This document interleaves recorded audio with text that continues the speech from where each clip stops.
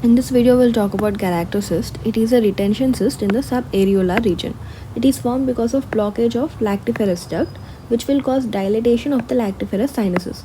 So it will lead to this formation of retention cyst. So what is in this cyst? It is milk plus the epithelial debris, right? So it is the content of the galactocele, milk and the epithelial debris.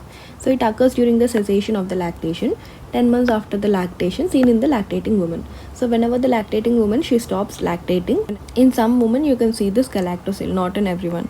So coming to the clinical features, there will be lump in the lower quadrant of the breast. Unilateral lump can be seen, which is large, soft and fluctuant, because it is fluctuant because the content is milk, right?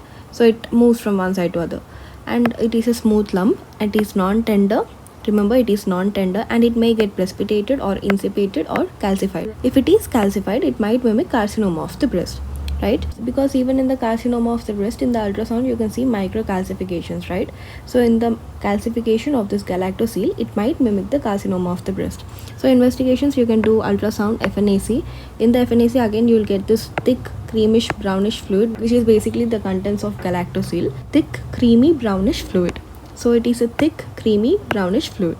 So what is the treatment? Obviously we have to aspirate the galactocele, and incision can be given in the submammary region, excision of this retention cyst. And if there is any abscess, first we have to drain the abscess under general anesthesia, and then we have to give antibiotics. So if there is any cystic contents are present, first rule out other cystic diseases, and if not, then come to this diagnosis, right? So this is about galactocele. Now coming to the summary, galactocele is seen during the cessation of lactation. So what is the contents? It is milk plus the epithelial debris.